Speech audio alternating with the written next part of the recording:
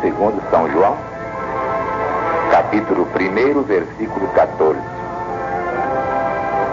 E o Verbo se fez carne e habitou entre nós, cheio de graça e de verdade.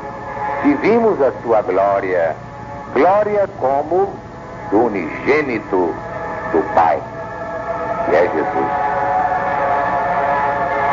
Já vimos, meus amigos, meus irmãos, naquela epístola de São João, a primeira epístola, capítulo 2,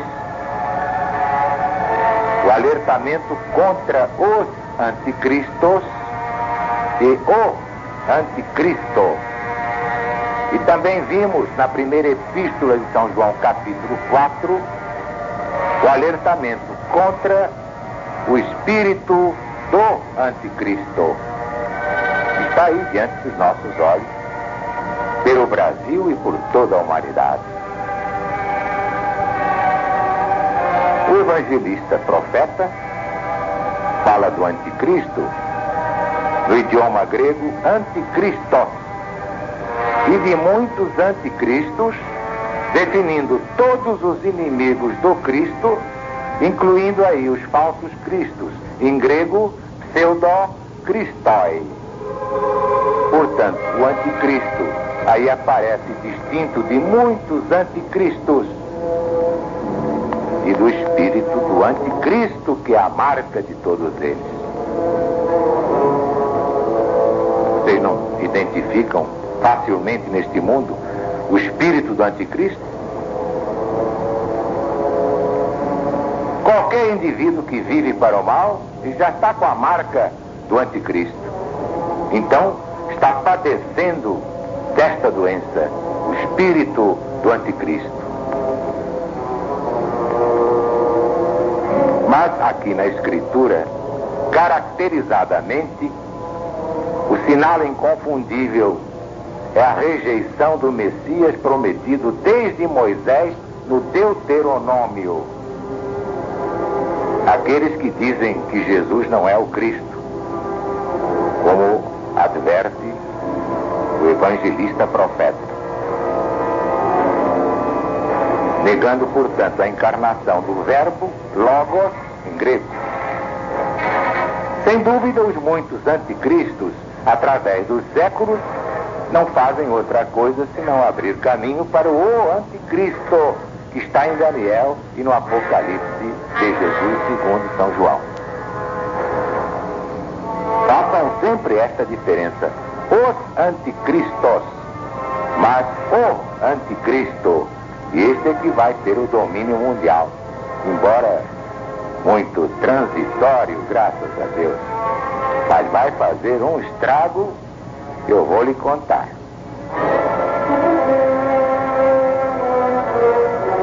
Mas é o que nós vamos ver, comprovando que o testemunho de Jesus é o espírito de profecia. Antes, é claro, devo salientar que o próprio Jesus deixou sobre o anticristo uma profecia impressionante, que está no seu Evangelho, segundo São João, capítulo 5, versículo 43.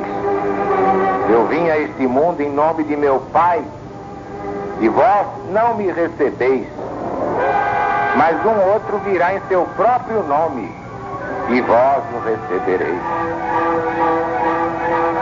Parece incrível, mas isso está acontecendo. A pregação do Cristo irrita os que querem viver no mal, mas a pregação do anticristo eles recebem com imenso prazer. É o que eles querem.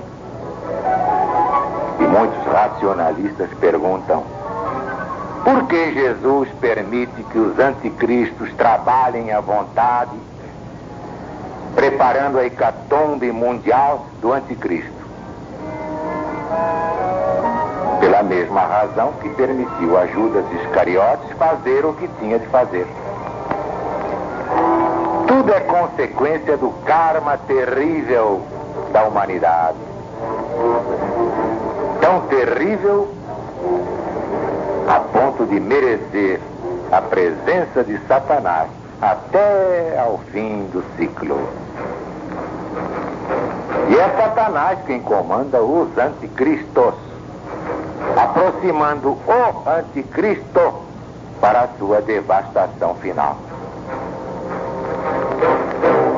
Mas não é Satanás como vocês imaginam, essa figura sinistra, cada um desenha como quer. Satanás é a soma de todas as crueldades humanas.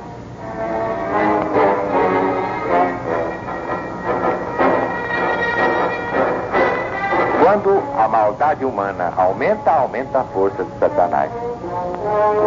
Quando diminui a maldade humana, a força de Satanás diminui. No dia em que não houver maldade no mundo, Satanás estará morto e enterrado para todo sempre. Vocês são capazes de compreender o que eu estou ensinando pela primeira vez na história do mundo?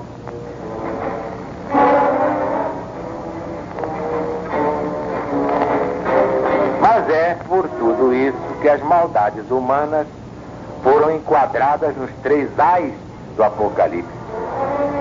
Ai dos habitantes da terra!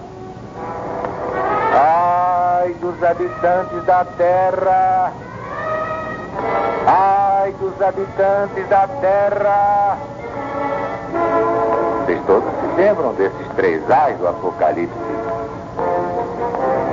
A maior mensagem dos milênios, ela está em rotação diária, em translação diária, no programa Auxílio Zaru, por ordem do Cristo.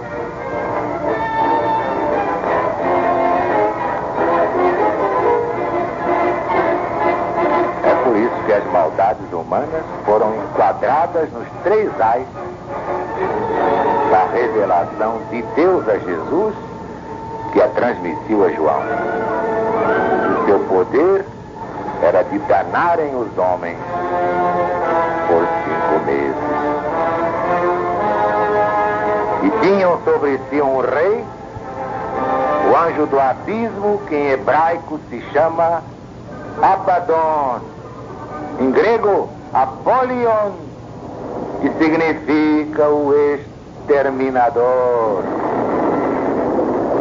É já passado um ai. Mas eis que ainda depois disto virão 2 ais. Apocalipse capítulo 9, versículos 10 a 12. Muitos céticos se divertiam com essa profecia.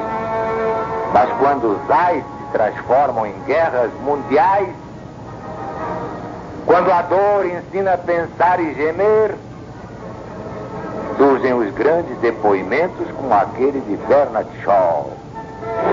Confesso que depois de ter estudado a terra e os homens durante 70 anos, não vejo outro remédio para a miséria do mundo, senão o caminho do Cristo. Também muitos me criticam, dizendo que eu estou apavorando o povo brasileiro com essas previsões apocalípticas. Mas eu respondo aos criticóis com um provérbio oriental. 2 coisas indicam fraqueza: calar quando é preciso falar, falar quando é preciso calar. Neste caso, calar seria um crime contra o Brasil e contra a humanidade.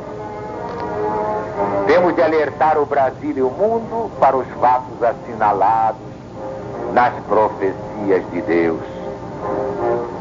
Sim, porque não são profecias de homens.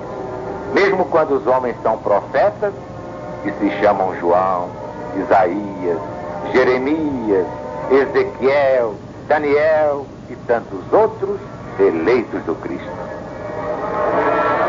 Nem mesmo chamados profetas entendem as profecias que recebem do alto.